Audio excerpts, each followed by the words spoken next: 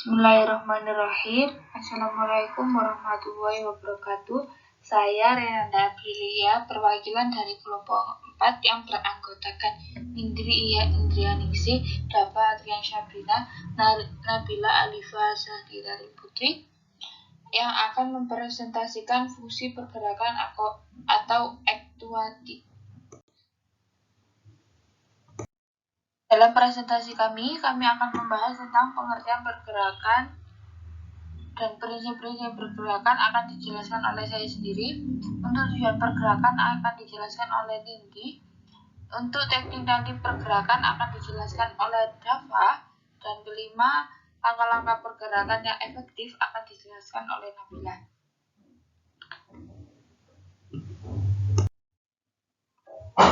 Untuk yang pertama, yakni pengertian pergerakan.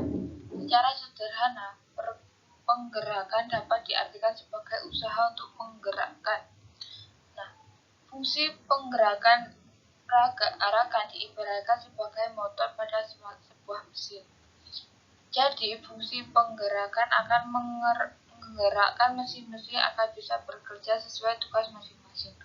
Penggerakan itu sendiri dapat diartikan sebagai tindakan untuk memulai, memprakarsai, memotivasi, dan menggerakkan, serta mempengaruhi para pekerja untuk menggerakkan tugas-tugas untuk mencapai tujuan organisasi. Penggerakan merupakan upaya untuk menggerakkan atau mengarahkan manpower atau tenaga kerja, serta mendayagunakan fasilitas yang ada. Jadi, dapat disimpulkan bahwa pergerakan merupakan kegiatan menggerakkan orang-orang yang ada di dalam sebuah organisasi agar mau bergerak dan bekerja untuk mencapai visi, misi, dan tujuan organisasi tersebut.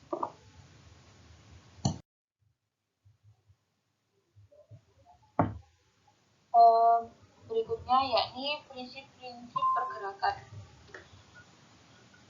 Para pemimpin selayaknya memiliki prinsip-prinsip pergerakan sebagai berikut. Jadi, 1. Prinsip pengarahan pada tujuan.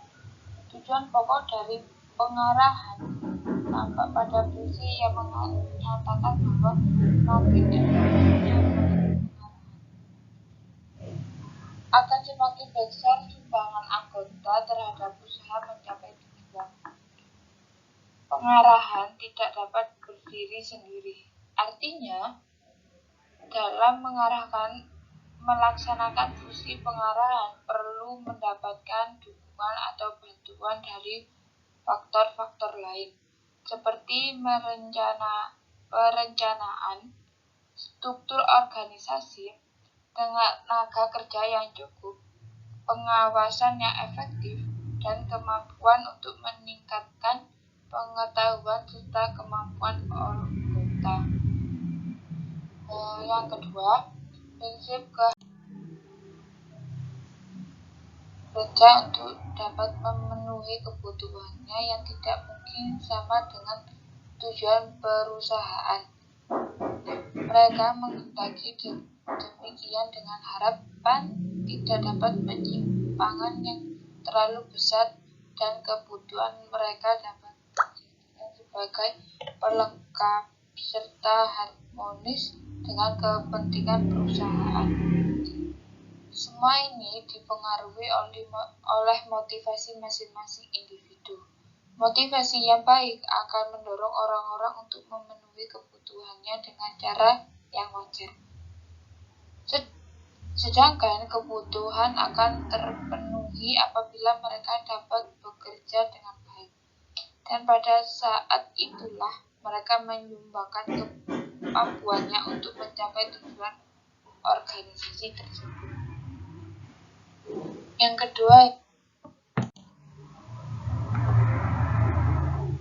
Yang ketiga, prinsip kesatuan komandan.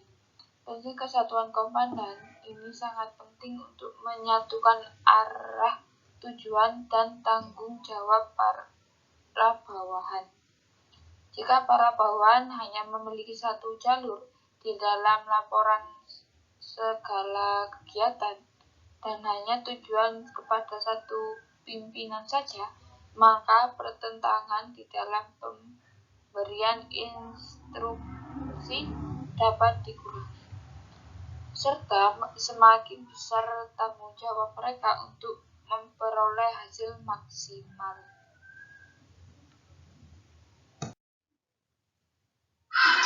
Nah, yang selanjutnya ada tujuan penggerakan.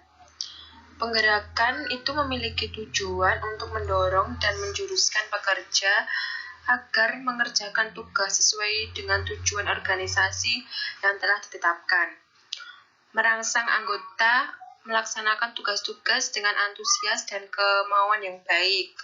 Menggerakkan merupakan kemampuan membujuk orang-orang mencapai tujuan yang telah ditetapkan dengan penuh semangat. Jadi intinya tujuan penggerakan itu ada beberapa tujuan, seperti menciptakan kerjasama yang lebih efisien, mengembangkan kemampuan dan keterampilan staf, kemudian juga dapat menumbuhkan rasa memiliki dan menyukai pekerjaan. Kemudian ada mengusahakan suasana lingkungan kerja yang meningkatkan motivasi dan prestasi kerja staf. Kemudian yang terakhir itu membuat organisasi berkembang secara dinamis. Baik, di sini saya akan melanjutkan menjelaskan tentang teknik-teknik penggerakan. Nah, pada teknik-teknik penggerakan ini terdapat 7 teknik. Yang pertama yaitu commanding atau memberi komando atau perintah. Pada teknik ini yaitu mengatur dan membuat staf untuk melakukan pekerjaan. Dalam memberi perintah, seorang atasan tidak bisa seenaknya, tetapi harus memperhitungkan langkah-langkah dan risiko dari setiap langkah yang para atasan itu ambil, karena setiap keputusan dan langkah akan memberi pengaruh bagi organisasi. Yang kedua yaitu teknik directing atau memberi pengarahan. Pada teknik ini dilakukan dengan cara memberikan petunjuk-petunjuk yang benar, jelas, dan tegas.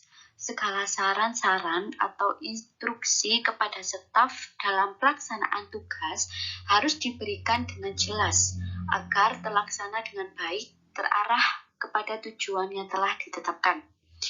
Untuk teknik yang ketiga yaitu communicating atau berkomunikasi. Pada teknik ini yaitu suatu proses di mana ide-ide ditransmisikan ke yang lain dengan tujuan untuk mencapai efektivitas kegiatan, di mana komunikasi antara para pimpinan dan karyawan sangat diperlukan untuk mencapai tujuan perusahaan. Dengan menjalin komunikasi yang baik, maka akan menimbulkan suasana kerja yang kondusif di perusahaan dan akan menumbuhkan teamwork atau kerjasama yang baik dalam berbagai kegiatan perusahaan. Untuk teknik yang keempat yaitu stimulating atau memberi stimulus atau rangsang. Pada teknik ini yaitu merangsang dan mempengaruhi anggota untuk melaksanakan tugas-tugas dengan antusias dan kemauan yang baik. Untuk teknik yang kelima yaitu coordinating atau mengkoordinir. Dalam teknik ini mempersatukan dan mengkorelasikan semua aktivitas agar tidak terjadi kekacauan, percekcokan, kekosongan kegiatan dengan jalan menghubungkan, menyelaraskan, dan menyatukan pekerjaan bawahan sehingga terdapat kerjasama yang terarah dalam usaha mencapai tujuan organisasi. Usaha yang dapat dilakukan untuk mencapai tujuan itu antara lain dengan memberi instruksi, perintah, mengadakan pertemuan untuk memberikan suatu penjelasan, bimbingan atau nasihat, dan mengadakan coaching atau pelatihan dan bila perlu memberi teguran. Untuk teknik yang keenam yaitu leading atau memimpin. Dalam teknik ini pekerjaan yang dilakukan oleh seorang manajer yang menyebabkan orang lain bertindak. Pekerjaan leading ini meliputi Yang pertama yaitu mengambil keputusan, yang kedua yaitu mengadakan komunikasi agar ada saling pengertian antara manajer dan bawahan. Yang ketiga, memberi semangat, inspirasi, dan dorongan kepada bawahan supaya mereka bertindak. Yang keempat yaitu memilih orang-orang yang menjadi anggota.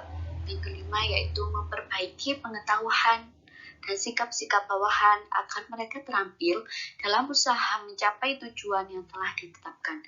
Dan yang teknik terakhir ketujuh yaitu motivating atau memotivasi. Dalam teknik ini memberikan semangat, motivasi, inspirasi atau dorongan sehingga timbul kesadaran dan kemauan para pekerja untuk bekerja secara sukarela sesuai apa yang dikehendaki oleh atasan. Pemberian inspirasi, semangat, dan dorongan ini oleh atasan kepada bawahan ditunjukkan agar bawahan bertambah kegiatannya atau mereka lebih bersemangat melaksanakan tugas-tugas sehingga mereka berdaya guna dan berhasil guna.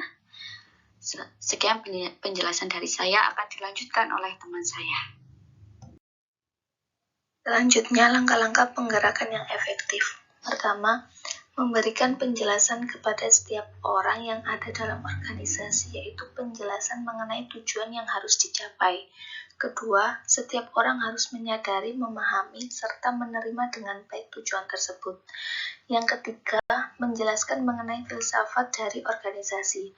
Maksud dari filsafat dari organisasi ini yaitu suatu proses yang mengkaji tentang hakikat organisasi yang sebenarnya, bahwa ketidakterbatasan dan keterbatasan kemampuannya manusia untuk memenuhi kebutuhannya telah menghadapkan manusia untuk hidup berorganisasi. Hal ini juga tertuju di mana manusia itu mempunyai basic sebagai makhluk sosial. Yang keempat, pimpinan menjelaskan kebijaksanaan yang ditempuh oleh organisasi dalam usaha pencapaian tujuan, sehingga pegawai ini akan mendapatkan bimbingan dalam menyelesaikan pekerjaannya.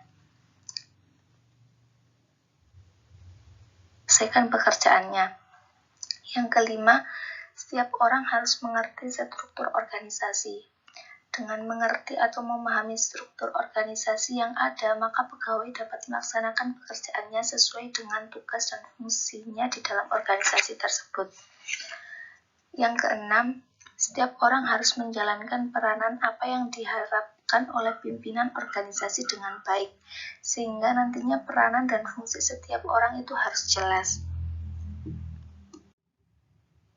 Selanjutnya yang ketujuh, menekankan pentingnya kerjasama dalam melaksanakan kegiatan-kegiatan yang diperlukan, karena dengan menjalin kerjasama yang baik, maka tujuan organisasi dapat tercapai sesuai dengan yang ditargetkan atau yang dicapai. Yang kedelapan, memperlakukan setiap bawahan sebagai manusia dengan penuh pengertian. Jadi dalam organisasi itu kita tidak boleh saling membedakan antara pimpinan atau bawahan. Kita dalam organisasi itu sama, kita sama-sama bekerja sama dengan baik.